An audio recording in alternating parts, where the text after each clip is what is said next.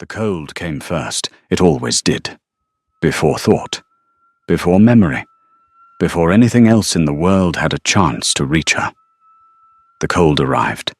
It seeped up from the stone floor in slow, patient waves, finding every gap in her thin dress, wrapping itself around her ankles, her wrists, the back of her neck, until it settled deep inside her bones, like something that had always been there, like something that belonged.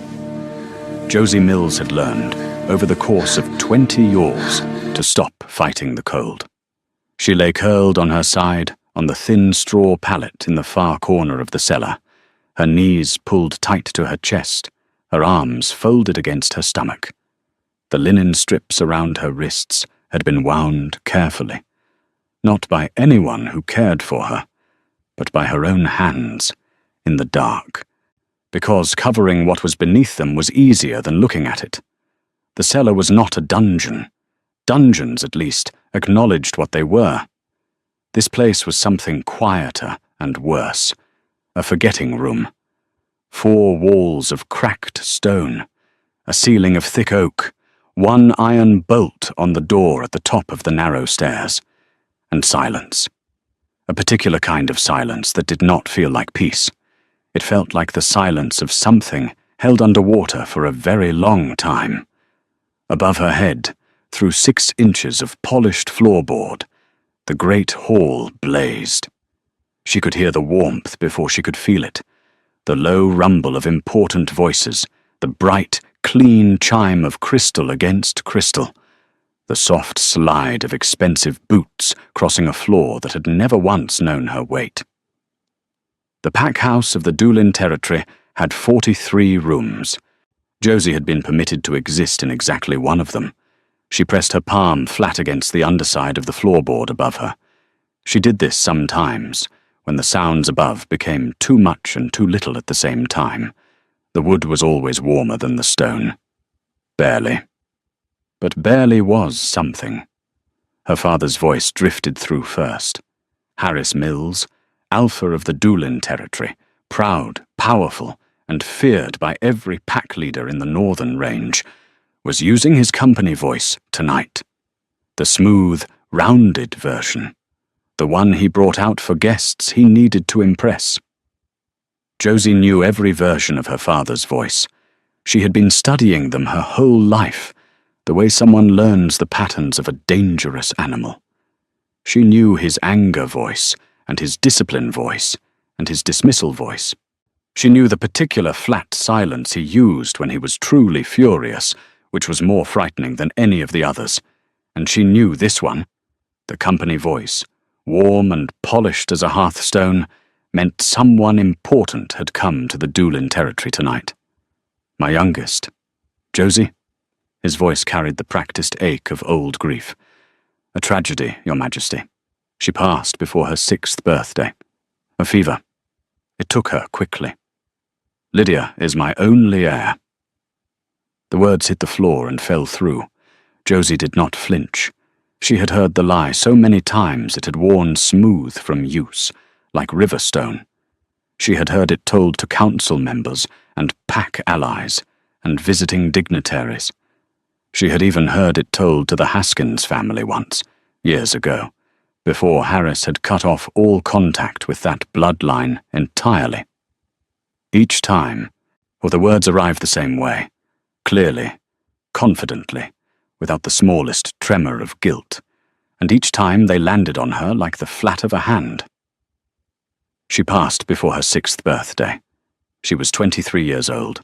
Her name was carved into a memorial stone in the Pack Cemetery. She had never seen it, but she knew it was there. Harris had told her, once, not as cruelty, as instruction. You are already dead to this world, girl. You would do well to remember it. She remembered it. She pressed her palm harder against the warm wood and breathed carefully through her nose. The wolfsbane tonic Harris had forced down her throat that morning still coated the back of her throat. Bitter and thick, tasting faintly of ash and something sharper beneath it. It moved through her blood like cold river water, pressing everything down. Her inner wolf, that small, exhausted, terrified creature she had only ever felt in muted half-whispers, had gone completely silent hours ago. "Stay silent, Defect," Harris had whispered, pressing the cold glass vial against her lips in the grey light of early morning. "The Alpha King is coming tonight. If he so much as catches your scent, I will put you somewhere far darker than this. Do you understand me?" She had nodded. She always nodded. Above her now, she heard her sister Lydia laugh, bright and musical, engineered to charm, every note landing exactly where it was intended. Their mother's perfume floated through the cracks in the floorboards, white rose and cedar, sweet and heartbreaking. Josie had not smelled it in years. It still felt, inexplicably, like something that should have meant safety. As she closed her eyes and tried to make herself small, the great hall went silent, not the natural quiet of a pause in conversation. Something else. A silence with weight to it. A silence that arrived ahead of something. Then, footsteps. Heavy. Deliberate. Unhurried. Moving across the great hall above her with the particular authority of a man who has never once needed to announce himself.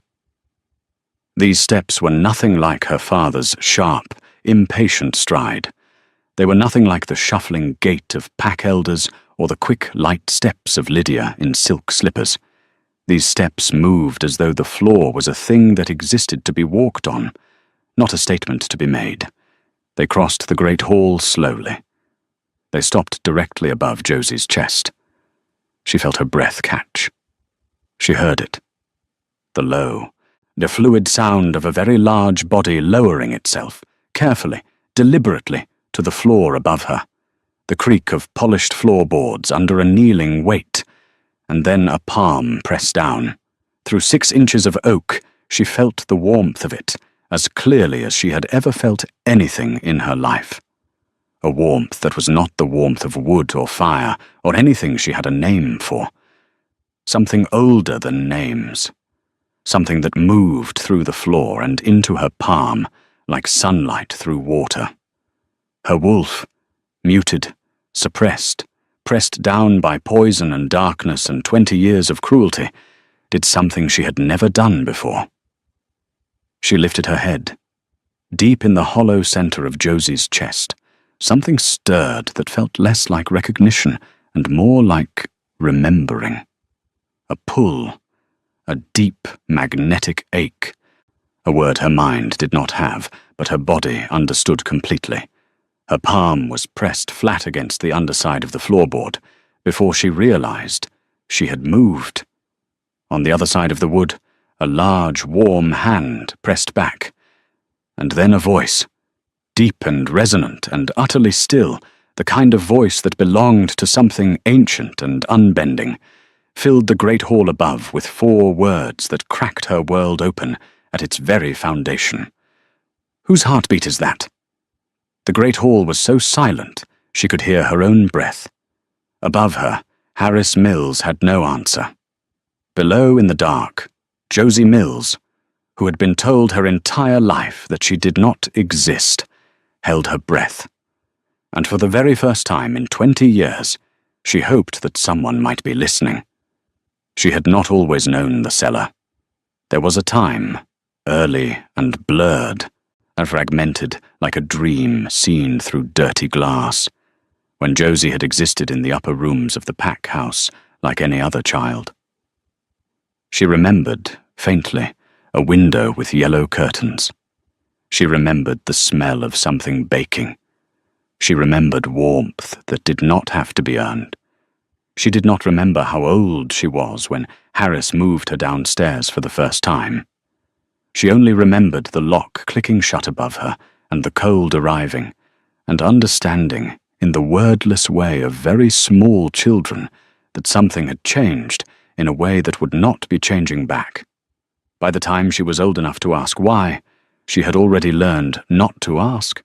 The wolfsbane had started early.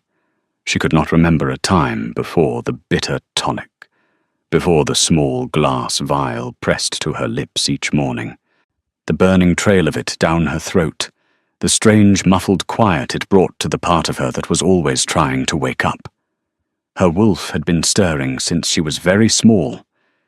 Josie had felt her, a presence in the center of her chest, warm and silver, trying to push upward toward the surface, the way green things push through winter soil. And every morning, without fail, Harris's tonic drove her back down. "You have a weak wolf," Harris had told her once, when she was perhaps 10 years old. He had crouched in front of her in the cellar and looked at her with eyes that were not unkind, exactly, but empty of anything that resembled warmth. Too weak to be useful. Too unstable to be seen. This is not a punishment, Josie. This is management. Do you understand? She had nodded. She hadn't understood. But she had learned. It was over the following years that the nodding was what mattered. What she understood was irrelevant. What Harris decided was the only truth that existed in the Doolin territory. She had built her world out of small things, the particular quality of light that came through the one high, narrow window in the cellar wall, pale grey in winter, faintly gold in summer, never lasting long enough. The sound of rain on the stone foundation, which she liked because it muffled everything above and gave her, briefly, the illusion of privacy. The texture of the cold stone floor beneath her palms, which she had mapped so thoroughly she could have drawn it blind. The weight of the silence at 3 in the morning, when even the pack house was asleep, and for a few hours nothing was required of her. She had made peace with very little, not out of acceptance, but out of necessity. There is only so long a person can fight the shape of the cage before the fight itself becomes the cruelest thing. Tonight, the cage felt smaller than usual. Josie lay on her side on the straw pallet, listening to the sounds above her rearrange themselves into something new. The pack house had hosted important guests before, council members, alpha delegates, pack physicians who Harris allowed upstairs but never below it. She had learned the rhythms of these events, the particular tension in her father's footsteps on the days leading up to them, the way the kitchen sounds multiplied and intensified, the distant, careful sound of Lydia laughing, her practiced laugh, until she had it perfect. But tonight was different. Tonight, Harris had come to her cell before dawn, in the grey dark, and pressed the wolfsbane vial to her lips with a trembling hand. Not the steady, practiced motion of a man performing a routine. The trembling hand of a man who was afraid. Harris Mills was afraid of very few things. The short list included fire, the northern winter, and the Alpha King. King Armani Richmond, the Pax whispered, sovereign of all lichen kind, feared across every territory. Stories travelled even to cellars, carried in the voices of pack members moving above the floorboards. She had assembled his legend from fragments, a word here, a sentence there, overheard and kept. The youngest king in 3 centuries, devastating in his power, cold in his authority. A man who had ended blood feuds and collapsed corrupt alliances without raising his voice, simply by making his decisions final and his presence unavoidable. She had always imagined him as something close to a natural disaster. Enormous, inevitable, not cruel exactly, just beyond the reach of ordinary arguments. Above her now, her father's company voice was working harder than she had ever heard it work. Every word was precise, every pause calculated. Harris was performing the role of powerful, grieving, devoted alpha, with the commitment of a man who understood that the audience had the authority to end him. She pressed herself flatter against the pallet and focused on the cold and tried not to breathe too loudly. And then the footsteps stopped above her chest. She had closed her eyes when she felt the first pressure of warmth through the floor, thinking it was simply the heat of the great hall bleeding through the wood at an unusual angle, telling herself it was nothing, or telling her wolf to be still, telling herself that whatever was happening above her wasn't happening to her. Her wolf didn't listen. That was the thing about the bond, and she wouldn't have a word for it until later, would not understand what had reached through 6 inches of solid oak and found her palm in the dark. But her wolf knew. Some ancient, wordless part of her recognized the warmth, the way her own heartbeat recognized the rhythm of her own blood. Mate. The word formed in the deepest part of her, below conscious thought, below fear, below 20 years of learned silence. Mate. She pressed her palm flat against the underside of the floor. She felt, from the other side, a palm press back. And then she heard the voice. "Whose heartbeat is that?" The great hall above fell into a silence so complete it was like the moment between lightning and thunder. She could hear Harris scrambling to his feet. She could hear the soft rustle of Lydia's silk dress as her sister moved, quickly, to position herself somewhere more advantageous. And she heard, quietly beneath all of it, the sound of the Alpha King waiting. He did not repeat himself. He did not raise his voice. He simply waited, with the absolute patience of a man who had no doubt that the answer would eventually arrive, because in his experience, all things eventually did. Harris's voice, when it came, was beautiful in its control. He had gathered himself with remarkable speed. "I cannot account for the mountain acoustics, Your Majesty. These old houses carry strange sounds through the stone, that perhaps a servant has taken ill in the lower quarters. I will have it seen, too."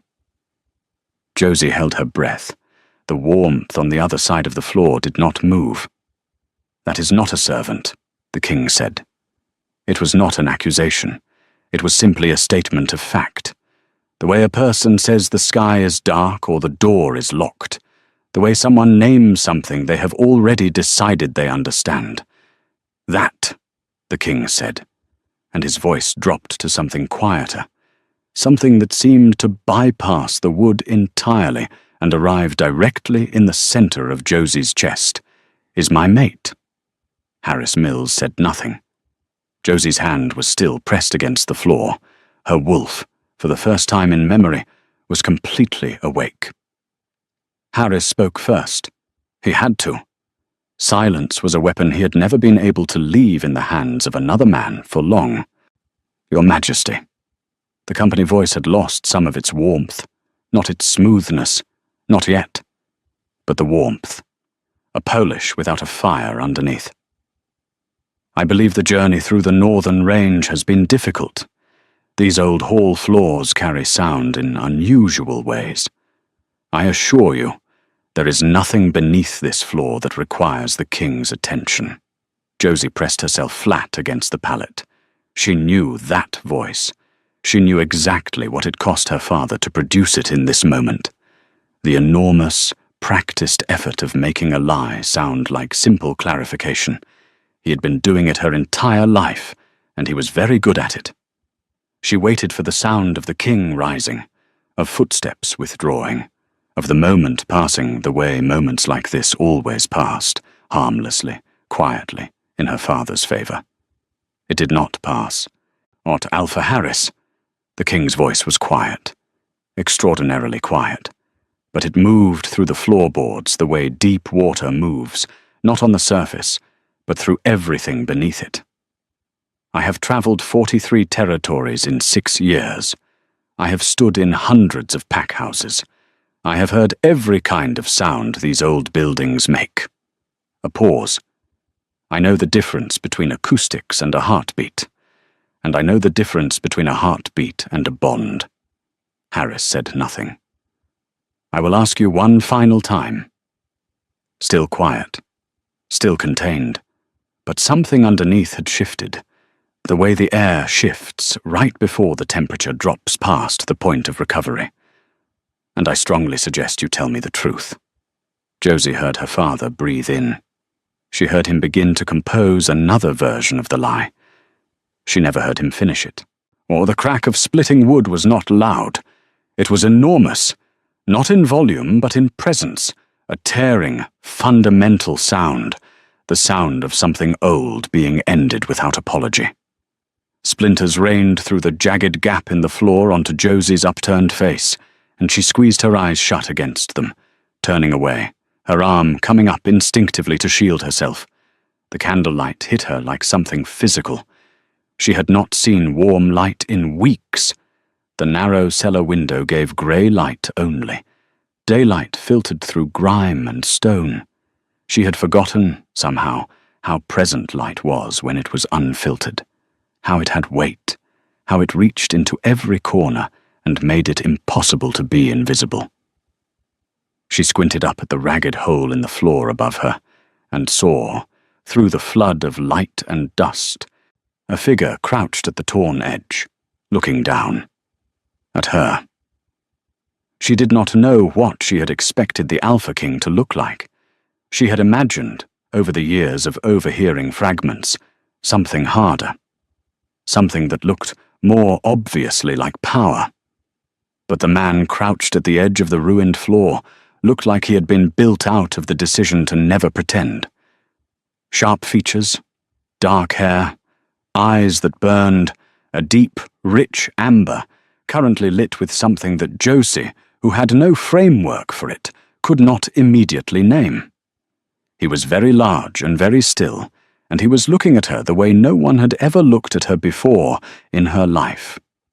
Not with pity, not with disgust, not with the careful blankness Harris used when he wanted her to understand she was invisible. He was looking at her like she was the only thing in the room, like the room had been built around her without knowing it. She saw him take her in, all of it, in a single, quiet sweep. The linen wrappings on her wrists, the sharp jut of her collarbones above the worn collar of her dress, the bruise along her jaw, 3 days old and still darkening at the edges, the grey tinge of the wolfsbane still fading from her lips. She watched something happen in his face, something quiet and absolute, a decision being made without a word spoken. He said softly, so softly it was almost not a sound at all. No. One word, barely audible, and somehow the most devastating thing she had ever heard. He dropped into the cellar. He did not call for his guard. He did not gesture to an aide or instruct a servant. He simply lowered himself through the ragged hole in the floorboards and landed on the cold dirt floor of her cellar with a quiet, controlled impact, his boots absorbing the drop, his pristine, dark jacket immediately picking up the grime of the stone walls. He stood in her prison and looked around at it. Just for a moment. Just long enough for her to see what he saw. The cracked walls, the thin pallet, the single tin cup, the cold and the dark and the smallness of it, and to watch the amber of his eyes go very, very still. Then he crossed to her. He moved without hurry, every step deliberate. He reached her and crouched down, bringing himself to her level, and he held both hands open and still in front of her, palms up, fingers slightly spread. And he waited. "I'm going to help you up," he said quietly. "Don't tell me if you want me to stop." She stared at his open hands. She had been given hands before, hands that gripped without asking, hands that pressed down and held in place, hands that meant, "Stay still and be silent, and do not make this harder than it is." She had never, in her life, been offered a pair of hands that asked first. She reached out and took them. His grip was very careful, extraordinarily careful for such a large man. He lifted her as if she were something he was terrified of breaking further, one arm coming to support her back, steadying her when her legs struggled to hold her upright after the long hours on the cold floor. "I have you," he murmured. His voice was low and private, meant only for the space between them. "You are safe now." She did not believe him, or she had survived 23 years by not believing things that sounded like promises, but her body leaned toward him anyway, finding the warmth of him the way cold things always lean toward warmth, helplessly and without judgment. He carried her up. The great hall, when she emerged through the torn gap in the floor and into the full blaze of candlelight, felt enormous. The ceiling was high and warm. The fire in the great hearth crackled and breathed. Crystal and silverware glittered on the long table. And her sister Lydia stood 3 feet away, perfectly composed in dark blue silk, their mother's perfume wrapped around her like borrowed armor, wearing an expression of practiced concern that did not reach her eyes. "Oh, Josie." Lydia's voice was honeyed and slightly breathless, the tone of a person performing grief for an audience, while she moved toward Aelian's arm. "She is a troubled girl, Your Majesty. She has a habit of wandering onto the pack grounds. I don't know how she got into the cellar. We have been so worried about her." Aelian looked at Lydia's hand on his sleeve. He did not raise his voice. He did not produce an expression of anger. He simply looked at the hand and then looked at Lydia and said, with the quiet finality of a door closing on a very long discussion, "Do not touch me." Lydia recoiled as if struck. Whatever composure she had managed in the preceding seconds fractured at the edges, very slightly, before she reassembled it. Aelian turned to Harris. Harris Mills, alpha of a proud territory, a man who had built an empire on the architecture of a single lie, stood by the fire with his hands at his sides and the company voice completely gone from his face. What was left was something Josie had never seen before. Something small. Something that knew it had run out of ground. Aelian's voice, when he spoke to Harris, was quieter than anything else he had said all evening. It was the quiet of something that had already made every decision it was going to make. "You committed treason against the sovereign bond. You will face the king's judgment." He nodded once to the royal guard. Harris opened his mouth. What came out was not the company voice, or the alpha voice, or the quiet fury voice. It was something shapeless and grasping, and very afraid. 2 guards moved toward him, and Josie watched her father's shoulders drop, and his composure shatter, and his face crumple into something she had never thought she would live to see. She felt absolutely nothing. Not satisfaction. Not grief. Just the strange, clean emptiness of a room swept bare. Aelian wrapped his cloak around her shoulders.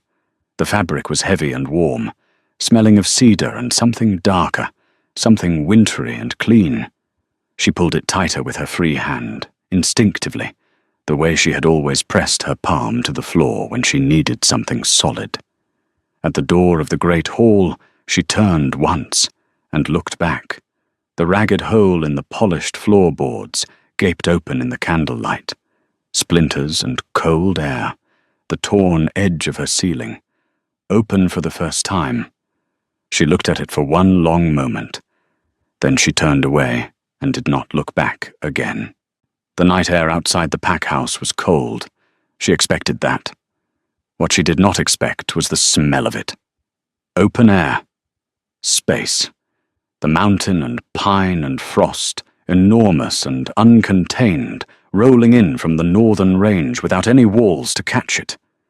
She breathed it in, and it felt like something she had been holding her breath against without knowing it. Finally released. The king's carriage was warm inside. She sat in the corner of it and pulled his cloak tighter and watched through the window as the lights of the Doolin pack house grew smaller and finally disappeared into the dark of the mountain road. She did not cry. She was not sure yet that she was allowed to. Crestholm was enormous. Josie had known it would be large. Everything about the Alpha King suggested scale. But she had not been prepared for the way it felt to move through it. The main hall alone was wider than the entire lower floor of the Doolin pack house.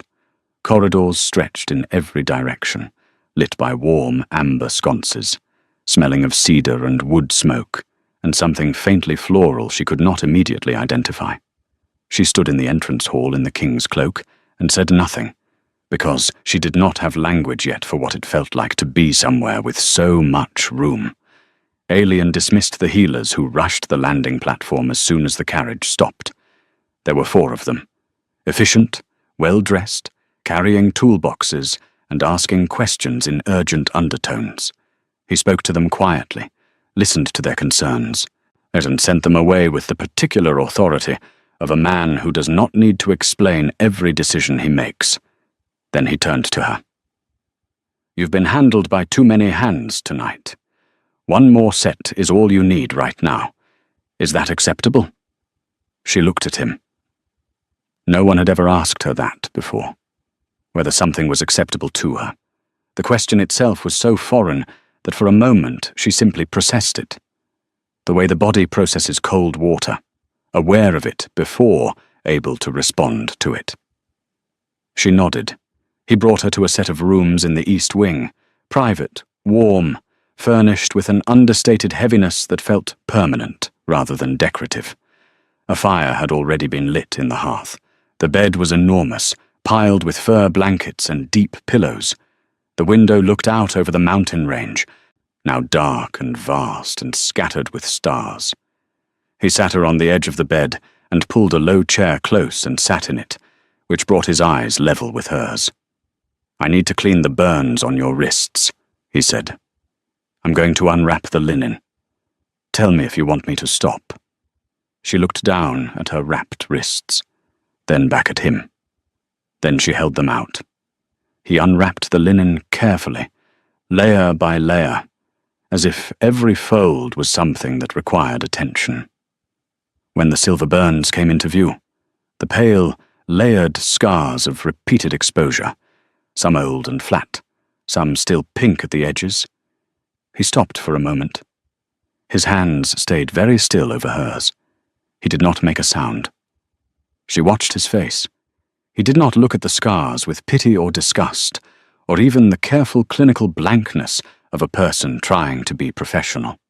He looked at them the way someone looks at a document they have just read for the first time, with a quiet, thorough fury that he was choosing, deliberately and with enormous effort, to contain.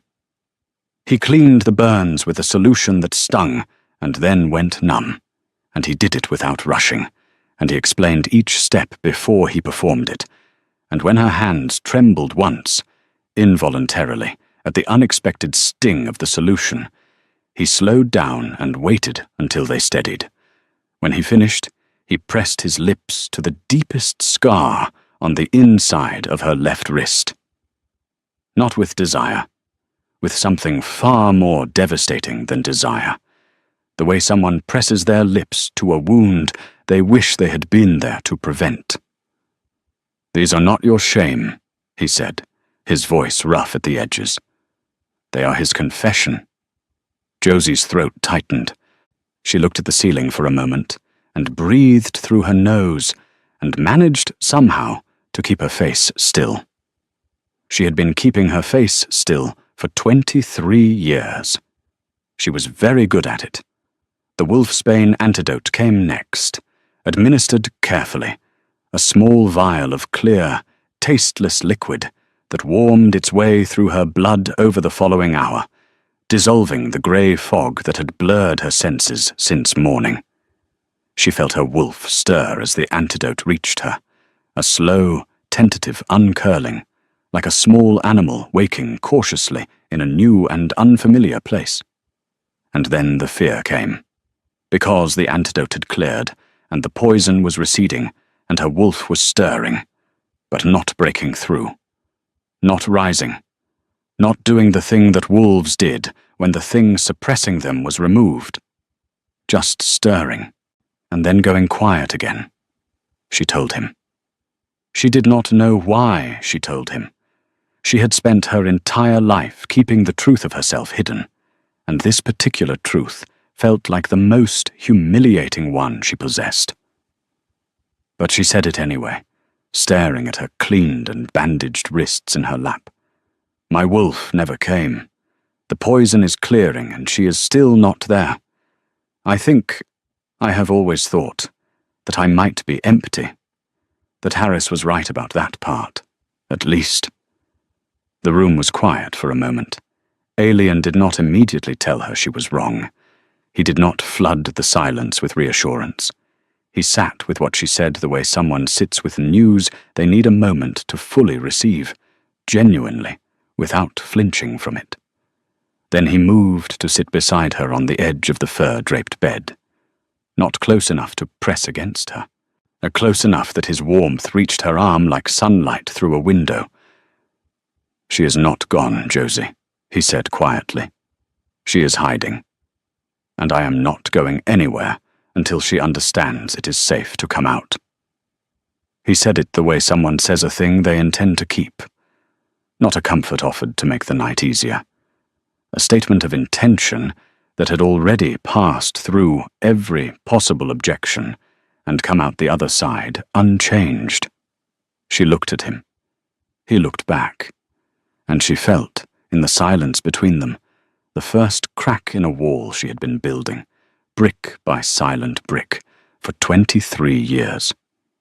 She did not know what to do with it, so she looked back at her hands. "You should sleep," he said. "You're safe here. I will be directly across the corridor. My guard is stationed at both ends of this hall, and no one comes through those doors without your permission." "My permission?" she repeated. "Your permission." She thought about what that meant. About a door that required her permission to open.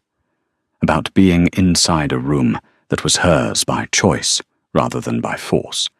About the bed behind her, enormous, warm, softer than anything she had ever touched, waiting without conditions. "All right," she said. He rose and moved to the door. At the threshold, he paused. "In the morning," he said, "if you feel well enough, I would like to show you something. Not the council chambers. Not the Great Hall.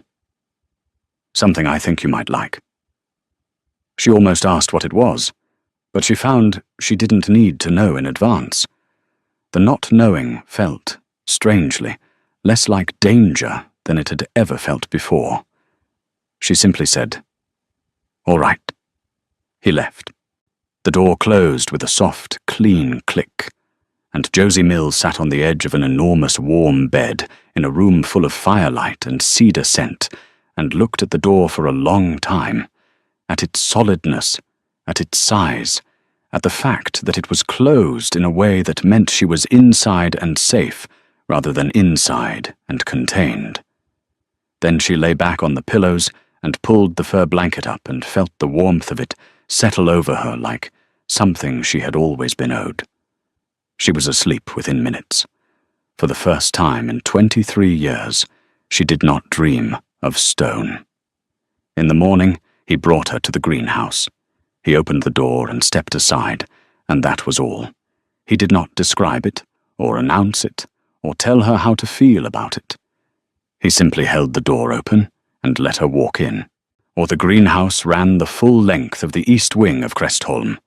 Glass ceiling, old stone floors, the smell of living things, warm earth, growing water, the particular sweetness of night-blooming jasmine, and the deeper, slower scent of ancient willow trees.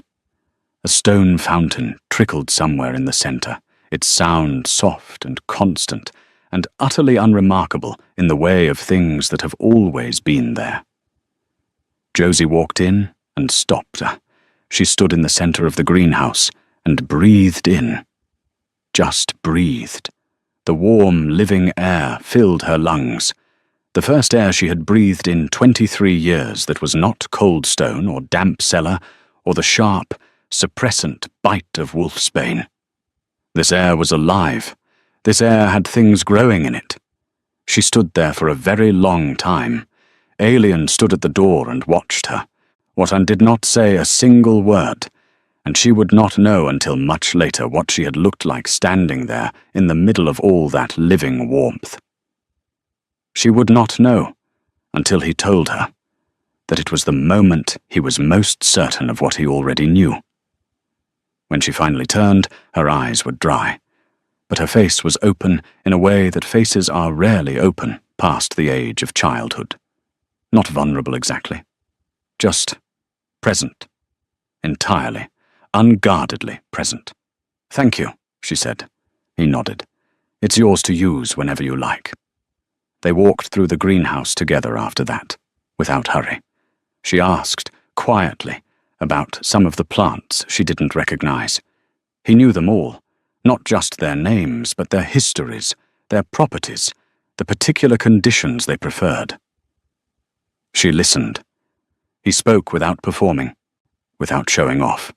Just one person telling another person things they found interesting, the way conversations are meant to go. She noticed, at some point, that she was not watching his hands. She had spent her entire life watching the hands of every person who came near her, calibrating distance, measuring intention, learning the difference between a hand at rest and a hand about to move. She did not notice aliens' hands.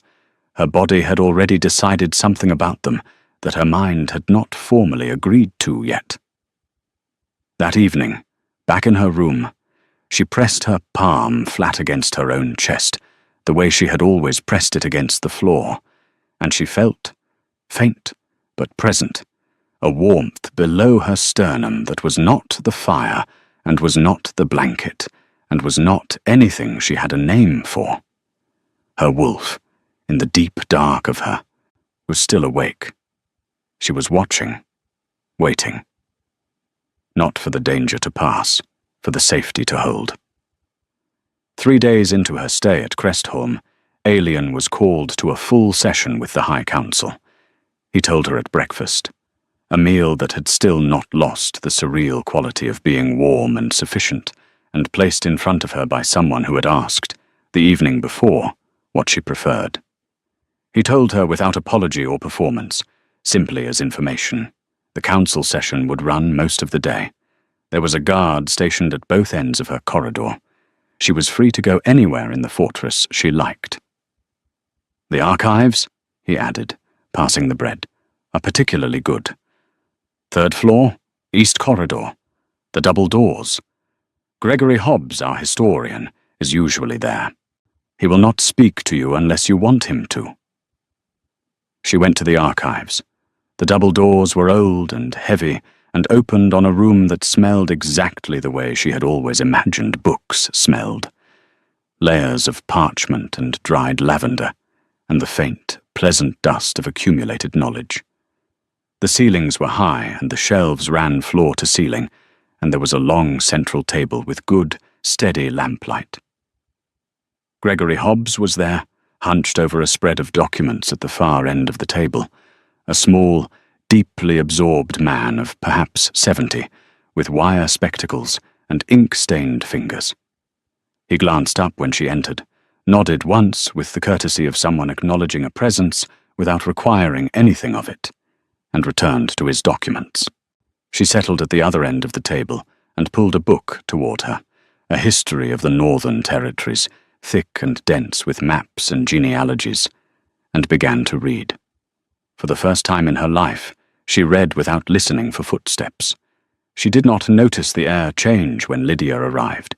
She noticed the scent, white rose and cedar, their mother's perfume, stolen from a bottle their mother would never use again, worn every day by the daughter who had always understood that their mother's things were simply the nicest things available, and therefore belonged to whoever was willing to take them.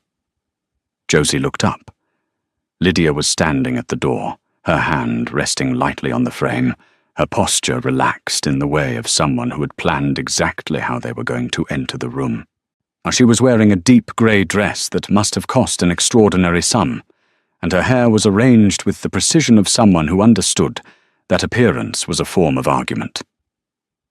Gregory Hobbs, at the far end of the table, looked up, read the air between the two women with the instincts of a man who had spent 70 years observing things, and quietly excused himself. The doors closed. "You look better than I expected," Lydia said. She moved into the room with the unhurried ease of someone who had prepared this conversation in advance. A few days of decent food, and you almost look like a person." Josie said nothing. She had learned, long ago, that Lydia's openings were not invitations to respond. They were calibrations. "I'm not here to fight, Josie." Lydia sat at the edge of the table, close enough to be intimate, far enough to be untouchable. Her voice shifted to something softer, the voice she used when she wanted to sound like she meant well. "I'm here because you deserve honesty, and no one else is going to give it to you." "The king seems fairly honest." Lydia smiled. It was the smile Josie had feared most since childhood, the one that meant the real part of the conversation was about to begin. "He is," Lydia agreed. "That's why he'll realize it eventually. What you actually are to him." She paused, letting that land. "He found a mate under a floorboard, Josie. That is extraordinary. Romantic, even. He's a good man. I think he genuinely believes what he feels. But a king does not rule on feelings." Josie's hands were still on the open book. "A king needs a Luna who can stand beside him, who can shift, who can fight when fighting is required, who can face an alpha council and not flinch." Lydia's voice was very gentle. "You have no wolf. 23 years of wolfsbane. You know what that does to a Lycan's body over that length of time. The healers know, the elders know, and when the High Council begins asking questions, the king will know too."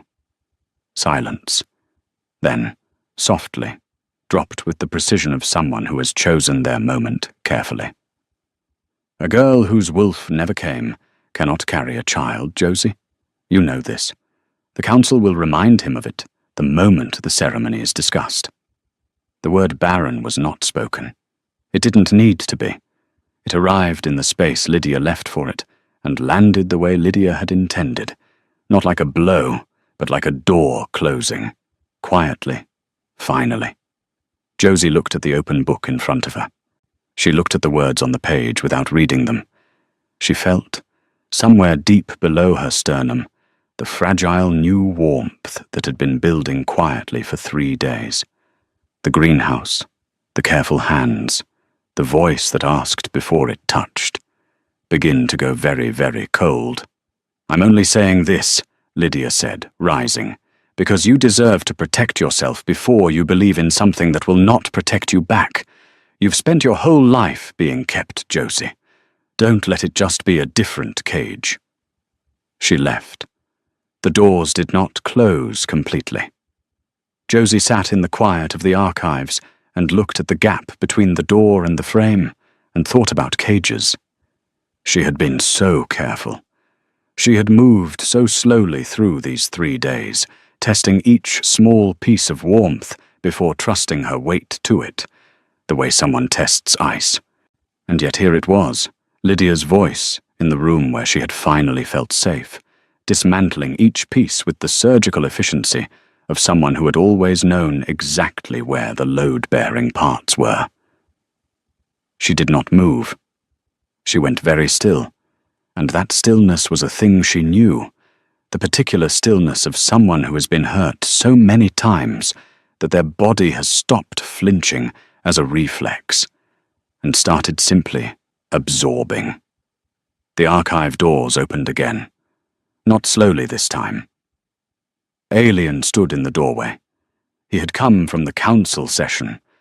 She could tell from the set of his shoulders.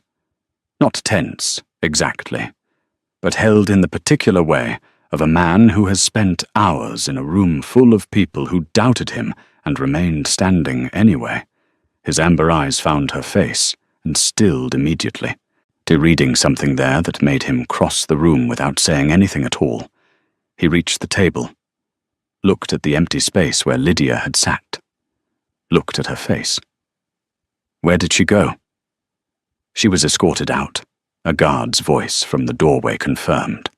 The Lady Lydia has been formally directed off the royal grounds, by standing order. Alien did not look satisfied by this. He looked like a man who arrived slightly too late, and is calculating what it cost.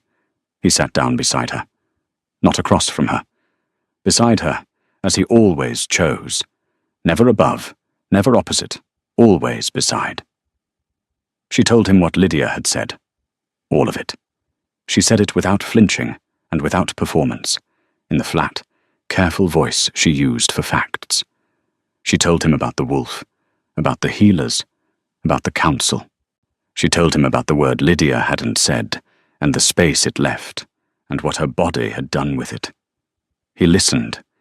He did not interrupt or minimize or fill the silence with reflexive reassurance. He sat and listened until she was finished, and then he was quiet for a moment that was not uncomfortable but simply full. Then he took her hand, both of his hands around hers, the way he had in the cellar, not gripping, just holding, warm and still. I didn't come for a dynasty, Josie. His voice was very quiet and very steady, with no performance in it. I came because the floor told me where you were. Whatever you are or are not, I choose you. Every time, in every version of this. She looked at their joined hands. She had been chosen before. Chosen to be hidden. Chosen to be silenced. Chosen to carry the weight of her father's fear. Or she had never, in 23 years, been chosen simply to exist. Something in her chest gave way. Not dramatically. Not with tears or shaking or any of the visible signatures of breaking. Simply a release.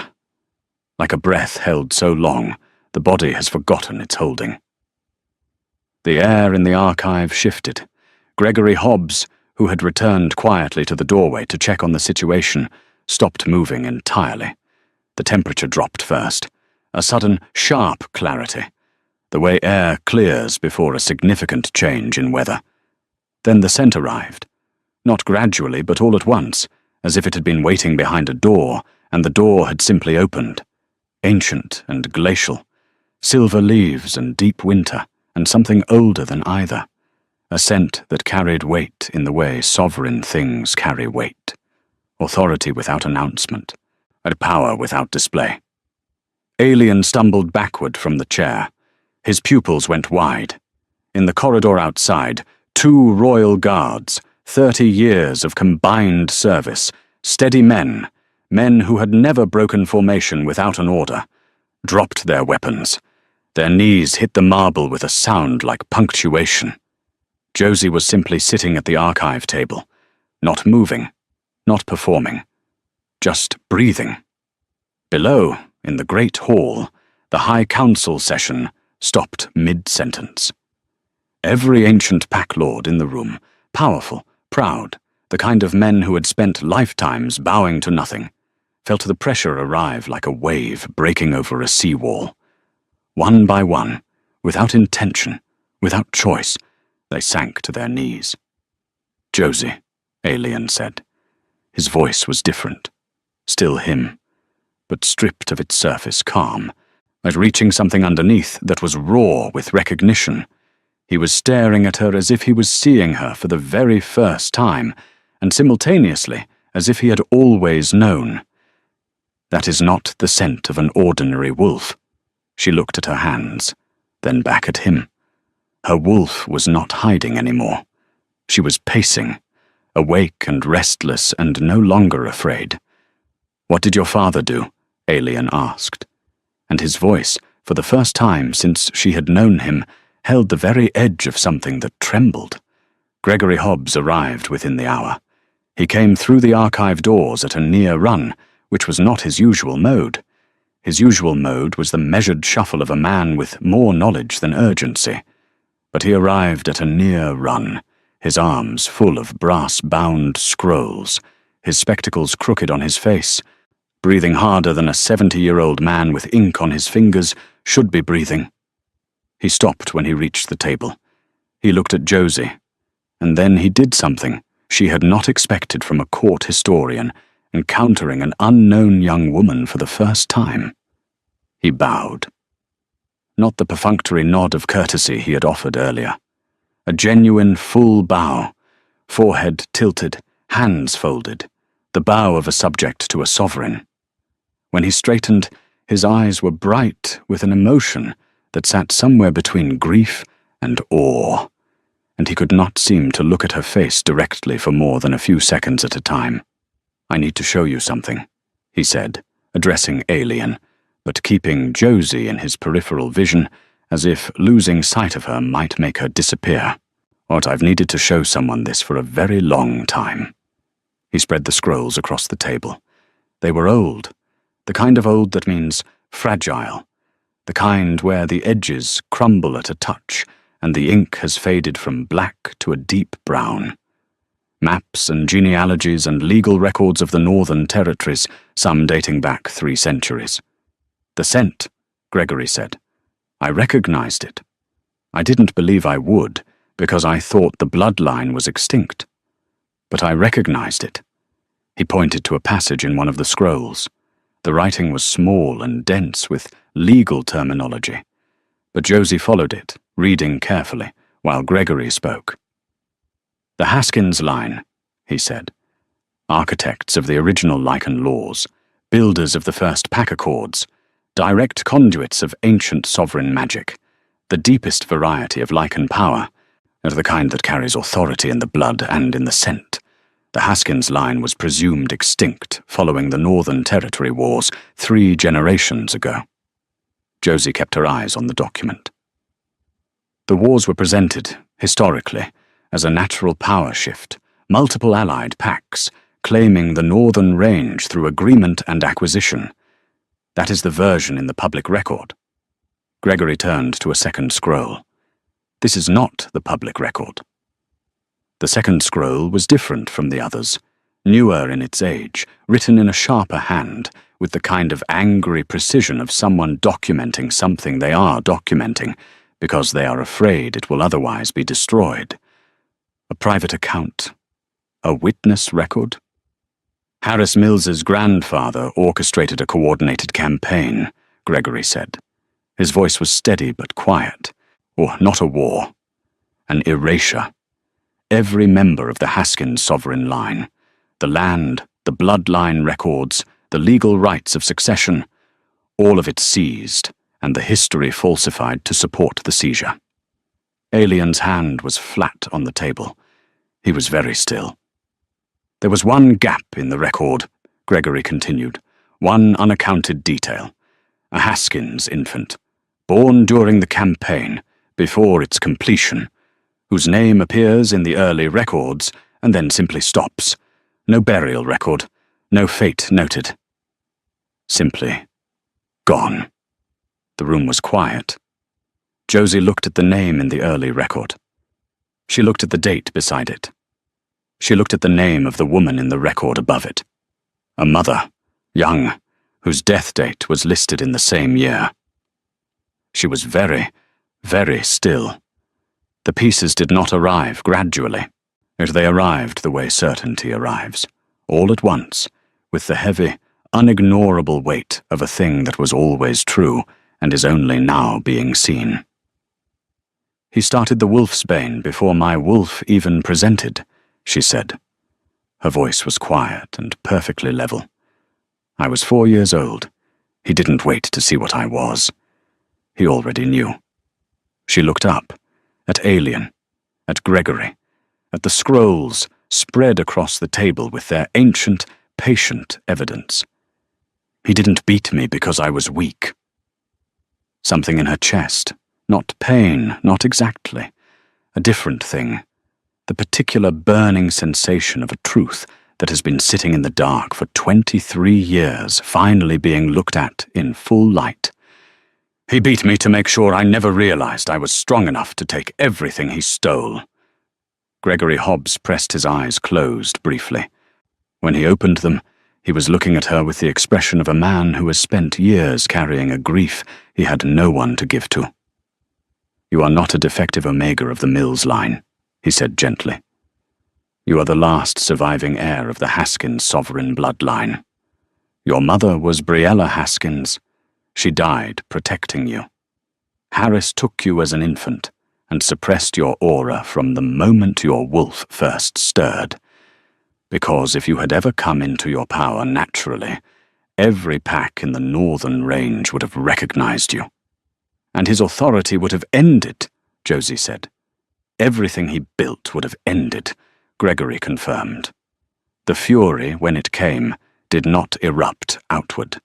It moved inward first, a white-hot, crystalline recognition that burned through the last residue of shame she had been carrying since she was old enough to understand that shame was the shape of the space she was allowed to occupy. Every name she had been called, every tonic forced down her throat, every silver burn, every morning in the cold and dark, believing, genuinely, completely, without question, that she deserved to be there. 23 years of believing she was a defective.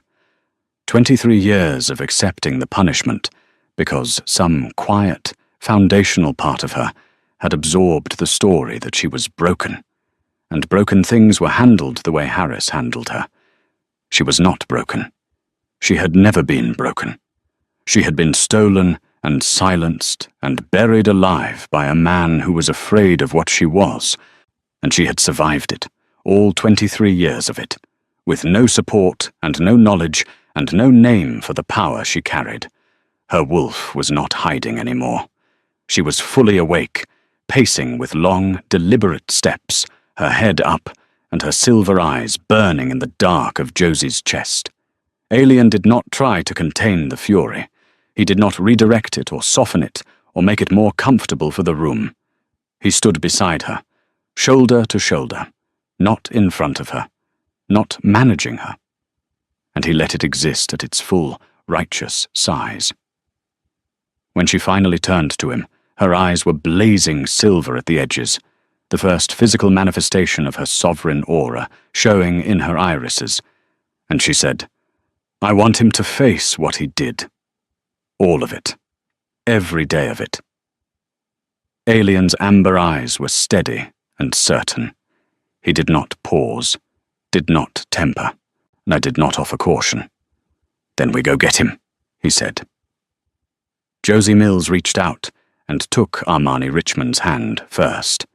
It was the first time in her life she had reached for anything without being made to. The convoy departed Crestholm the following morning. The ancient Haskins Moon Pool lay deep in the northern mountain range. 3 days' travel by ground, because the old-world magic that saturated the site interfered with every form of modern Lycan transport. The moon pool had been dormant for 3 generations. No sovereign aura had moved through that part of the mountain since Briella Haskins had last stood there, young and powerful, and unaware that her time was already ending.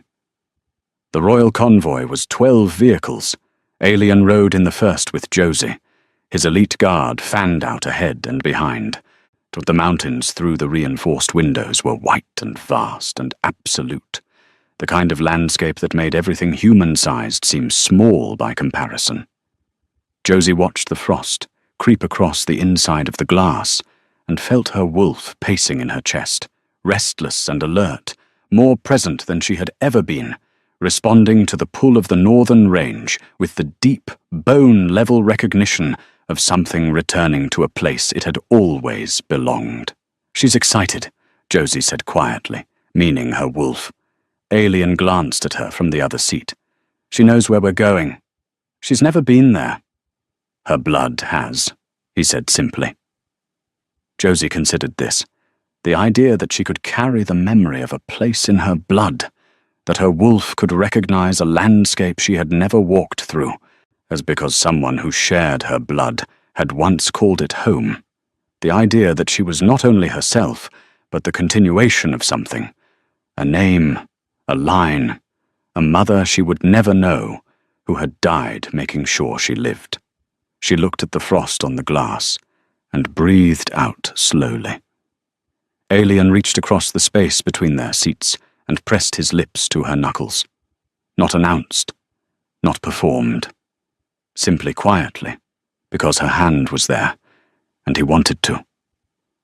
She looked at the side of his face, his sharp profile against the mountain light, the steadiness of him, the particular quality of his stillness that she had been studying, slowly, over the past days. She had learned by now that his quietness was not absence. It was presence of a very specific kind, the presence of a man who had decided, entirely and without reservation, where he was and why. She thought, I would protect this. The thought surprised her. She had never in her life been in a position to protect anything.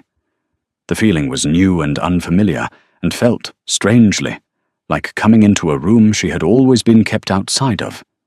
She was still thinking about it when the first explosion rocked the convoy. The impact hit the front vehicle, and the shockwave travelled backward through the convoy like a stone dropped into water. The carriage lurched hard to the left. Josie's shoulder hit the door. Glass cracked in the reinforced windows. Outside, the world erupted into sound. Shouting, the crash of something large hitting the road, the particular sharp crack of silver-laced weapons being deployed. Alien was already moving, so he said one word to her. Stay.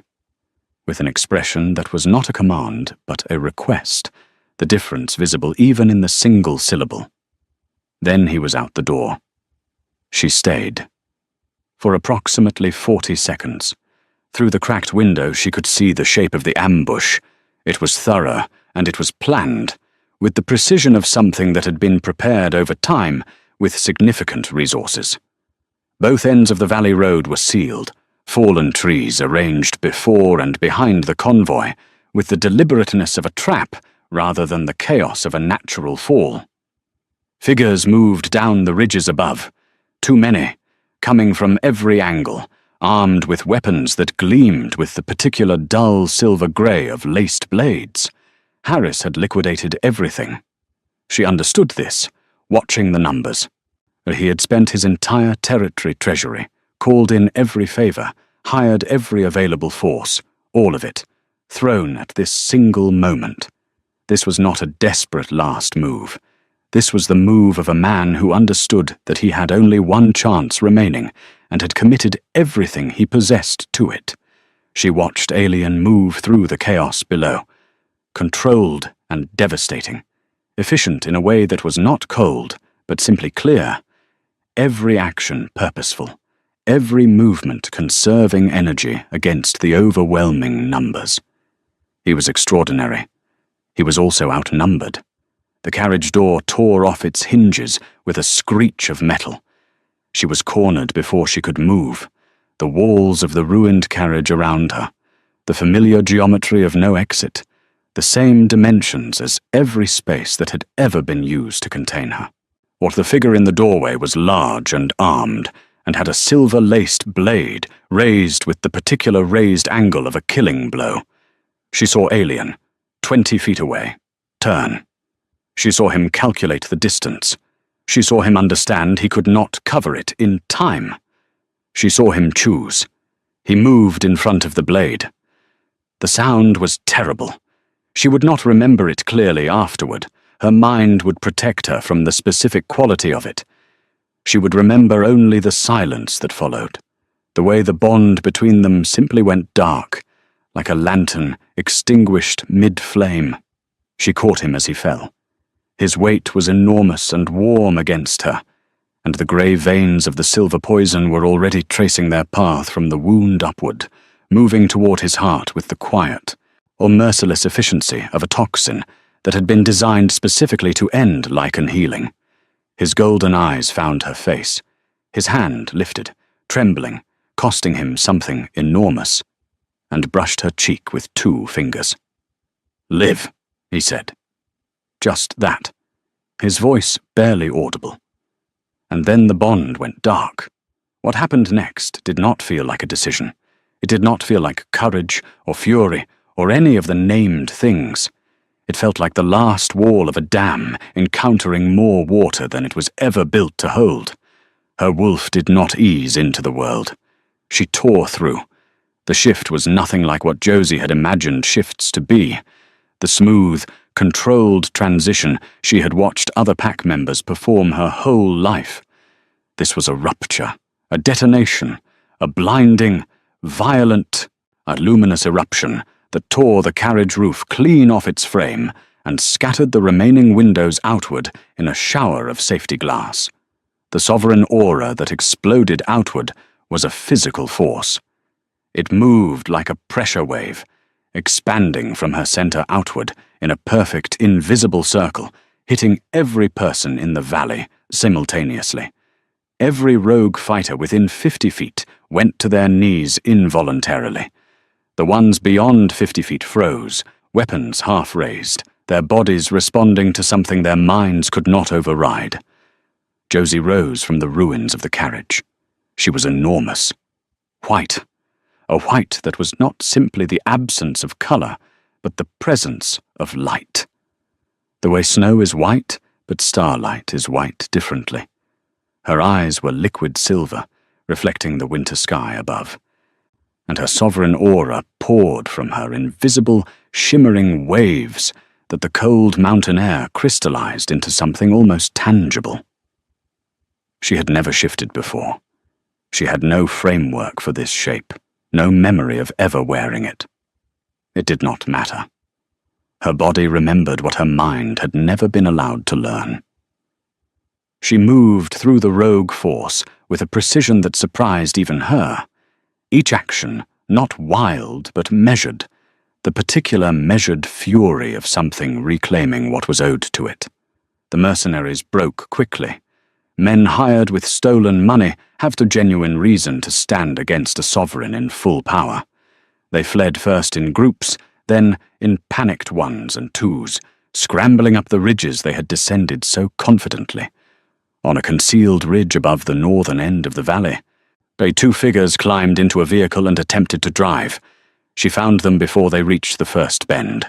She tore the roof off the vehicle with her bare hands. Her shifted hands, which were larger and stronger, and remembered 3 generations of sovereign power in every sinew. And she hauled them out of it, and set them in the blood-stained snow at the feet of the surviving royal guard, with a deliberateness that was not anger. It was judgment. Harris Mills, on his knees in the snow, was white-faced and shaking. Every trace of the alpha bearing that had defined him for 30 years was gone. He was simply an old man, in the snow, at the feet of the thing he had spent 23 years trying to prevent. Lydia, beside him, had stopped performing. Her composure was entirely gone. She was simply herself, stripped of silk and borrowed perfume and practiced calm. And without those things, she looked smaller than Josie had ever seen her. Josie shifted back. A guard moved instantly to drape a cloak around her shoulders, eyes averted in the instinctive courtesy one shows a sovereign. She stood barefoot on the frost and looked down at her father. She did not feel the need to shout. She did not feel the need to list what he had done, or name each specific cruelty, or make him understand the weight of it. Understanding was not something she could give him, and his understanding was not something she needed. She simply said, "You told the world I died. But here I am, Harris. Still breathing." He said nothing. There was nothing left to say. She turned to the guard captain. "Bind them. They speak only in the king's court." "Yes, my sovereign." She went back to the carriage. Aelian was as she had left him, pale, the silver veins mapped to within inches of his heart, his golden eyes closed. She pulled his head into her lap and pressed her palms over the wound and looked at her own hands for a moment. The scarred wrists, the rough knuckles, the hands that had never been given much and had learned to take comfort from cold stone. She poured everything she had into the bond. She did not know, technically, how sovereign healing worked. She had no training, no instruction, no preparation. She only knew that what was moving through her, the silver-bright, ancient power that Harris had spent 23 years suppressing, was hers, and that the man in her lap was hers, and that she was not willing to find out what the world felt like without him in it. The light that poured from her palms was warm, warmer than she expected. It filled the space between her hands and his wound, and she felt it working the way she felt the moon pulling at her wolf, deep and wordless and right, the grey veins began to recede, slowly, then steadily, the silver toxin retreating before the sovereign light, the way frost retreats before the first genuine warmth of spring, when his golden eyes opened, blazing and clear, locked entirely on her tear-wet face, with the uncomplicated total attention of someone who has just returned from a great distance. He said, in a voice rough at the edges, "Your light. It's the warmest thing I've ever felt." She laughed and cried at the same time, both together, at the same volume, what in the way of someone who has not done either freely in a very long time. "It's yours," she said, when she could speak. "It always was." He lifted his hand and pressed it over both of hers, still resting on his chest. His grip was steady, warm, permanent feeling. The convoy reformed around them in the valley. The mountain held its particular winter silence, and above them both, through the torn roof of the carriage, the sky was bright and vast and entirely open. Word moved faster than the convoy. By the time the carriage windows showed the first distant shape of Crestholm's towers, the roads were already full, not with a crowd assembled for ceremony, with people who had simply appeared, pack members from territories across the northern range, standing in the cold on both sides of the mountain road in silence, not performing welcome, simply present, simply witnessing. They dropped to their knees as the carriage passed, not in the practiced, coordinated way of formal royal ceremony, in the involuntary, biological way of bodies that recognize something ancient moving through the world. One by one and in small clusters, they folded down into the snow and frost without apparent coordination, the sovereign aura rolling ahead of the convoy like a tide. Josie watched them through the window for a long time. Then she said, quietly, without looking away from the glass, "I don't know how to be what they're looking at." Alien was beside her. His wound healed to a pale scar already. His color returned. His hand warm and steady around hers on the seat between them. He turned to look at her profile. "You've been surviving things your entire life that would have broken most people before the end of the first year," he said. "You already know how. You just never had permission to call it strength." She considered this. She looked at the kneeling people outside the glass.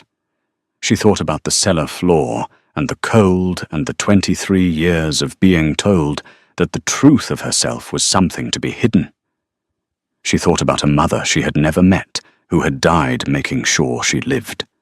She thought about a bloodline buried under falsified records and careful lies and the weight of 3 generations of silenced power. She thought about the greenhouse, about warm air and living things and someone who opened a door and stepped aside and asked nothing. "I need to learn everything," she said. "About the Haskins line, about what I carry, or about what it means to be sovereign." "Gregory Hobbs will be beside himself," Alien said, and there was something in his voice, warmth and something lighter beneath it, that made the corner of her mouth move. "I noticed he couldn't look directly at me. He's spent 40 years looking for proof you existed. Now that you're real, I think he's not sure where to put his eyes." She did laugh then.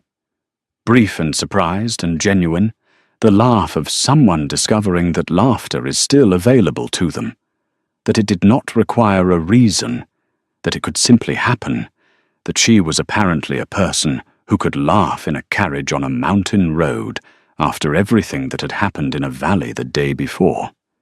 It felt, impossibly, like hers. At the trial of Harris Mills was conducted before the full High Council 3 days after the convoy's return. The chamber where the council convened was enormous and very old, the walls lined with the seals of every pack territory in the Lycan lands, the council table long enough to seat 20 pack lords, the ceiling vaulted and echoing.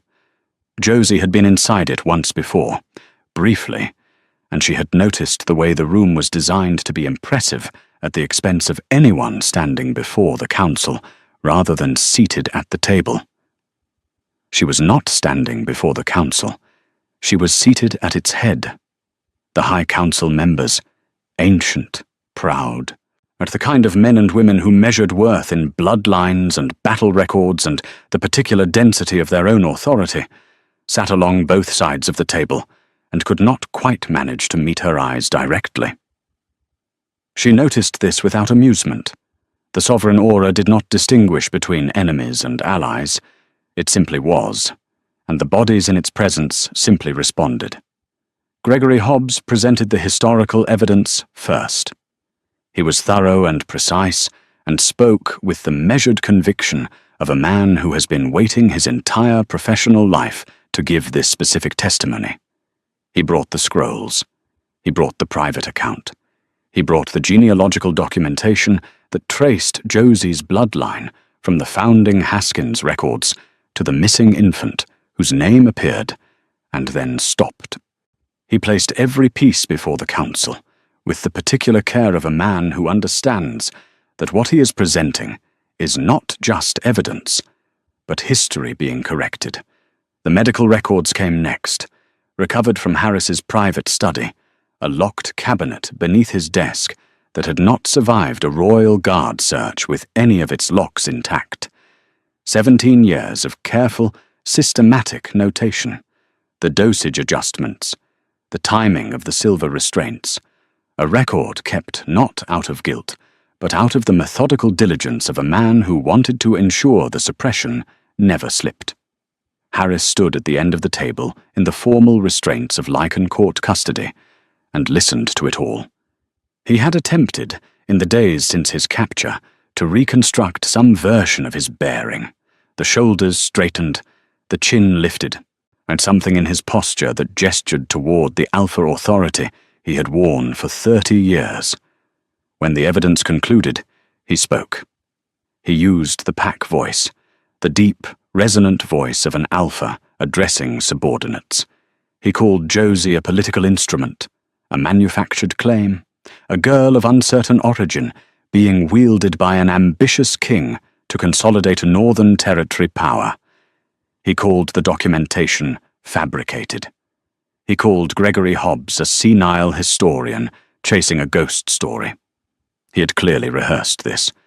It was, in its way, impressive. Josie let him finish. Then she looked at him. She did not rise.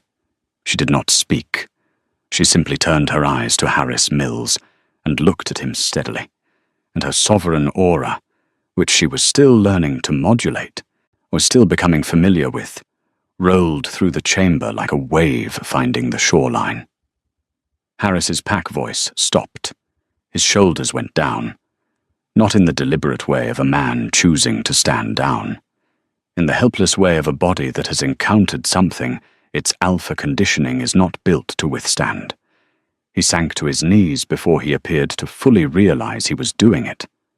Around the table, two of the elder council members who had been most vocal in their initial skepticism about Josie's presence at Crestholm also, slowly and with visible effort against it, lowered their eyes. Josie said nothing. She did not need to. Alien, seated to her left, spoke for the record.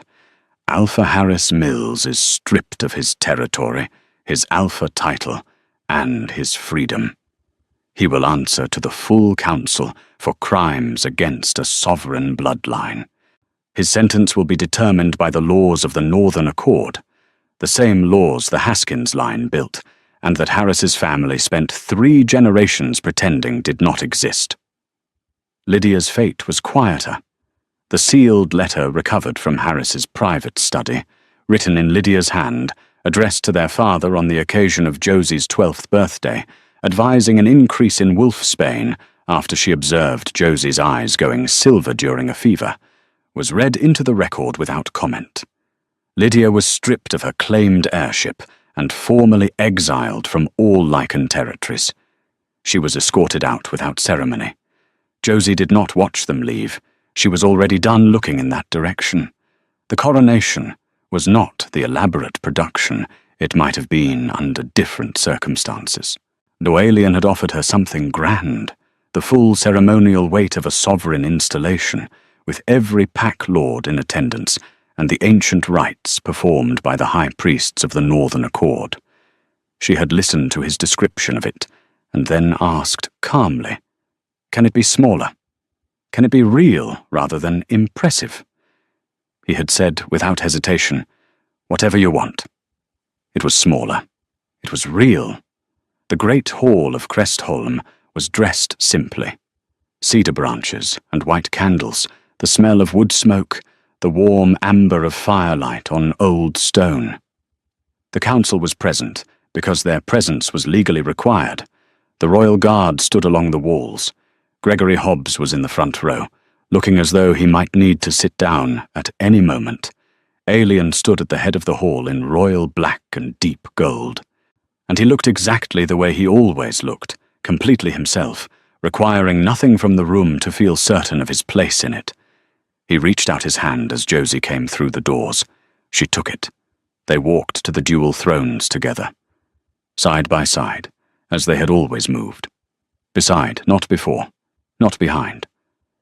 The hall was very quiet, the kind of quiet that is not absence of sound, but presence of something that does not need words. Josie's throne stopped her. She stood before it, and looked at it for a long moment, and the council chamber held its breath around her. The throne was beautiful. Dark iron and old wood, built to last centuries. But what stopped her was not the throne itself. It was what was set into its base. Cold grey stone, cut to smooth rectangles and fitted into the base with the particular care of a craftsman who understood they were building something that needed to last. She recognized the stone, the particular texture of it, the way light moved across its surface, the precise color of it between grey and blue that she had memorized in 23 years of pressing her palm against it in the dark. The cellar floor of the Doolin pack house, stone by stone, carried north and shaped and set into the base of her throne by Aelian's quiet instruction in the days after the convoy returned, while she was learning to sleep in a warm room. Not as shame, not as trophy, as testimony. Every session of court she would ever hold, she would sit above those stones. She would feel them beneath her, steady and cold and known. She would never forget what she had been in, and she would never mistake it for what she had come from. She sat.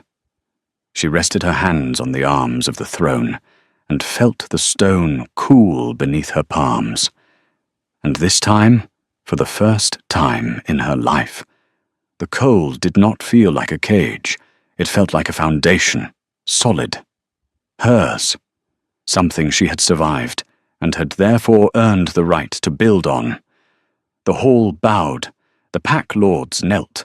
Gregory Hobbs bowed so deeply he nearly lost his spectacles, and did not appear to mind at all. Aelian leaned close. His voice was low, private, beneath the sound of the ceremonial acknowledgements moving through the hall, speaking only to her. "Does the stone feel cold, my queen?" Josie looked out over the assembled hall, the pack lords with their heads down, the firelight warm on the old walls of Crestholm, or the northern moon beginning to rise behind the great glass ceiling, and filling the room with a light that was silver and steady and permanent. She felt her wolf beneath her sternum, fully awake, fully present, moving with the slow, powerful calm of something that has found the ground it belongs on and intends to stay. She felt Aelian's warmth beside her. She felt the stone beneath her palms. She felt, for the first time in 23 years, like she was in the exact place she had always been meant to be. "No," she said. A slow, certain smile touched the corner of her mouth. "It's warm. It's finally warm. Later. Much later, and after the council had dispersed, and the great hall had quieted, and the ceremony had folded back into the simpler fact of evening, The heavy oak doors swung shut behind the last of the departing guests with a sound like a full stop at the end of a very long sentence. The great hall held its golden stillness. Josie sat in her throne and looked at her hands, the same hands she had always had. Scarred at the wrists, knuckles rough from years of cold stone, nails grown back now from the short, broken things they had been when Alien first lifted her from the cellar floor. The same hands that had pressed against wood in the dark. The same hands that had poured silver light into a wound and held a man back from the edge of dying. The same hands, a different world. Alien sat beside her in his throne, as he always sat. Beside her. Never in front, never behind, never managing or containing or directing, just present. Steady. Choosing the same direction she was choosing, because he had made that decision the moment he pressed his palm against a floorboard and felt the answer come back. He reached over and took her hand. His thumb traced the pale scar at her wrist, not with grief this time, with the quiet, certain tenderness of a man who has learned the whole history of a wound and honors it not by erasing it, but by knowing it completely. Outside Crestholm's high windows, the northern moon burned twice as bright as any moon that had risen over these mountains in 3 generations. It laid a silver road across the snow-covered valley below, reaching all the way to the distant dark of the northern range, where an ancient pool waited, patient and charged, but for the sovereign aura that had finally found its way back. They were no longer 2 people waiting to be found.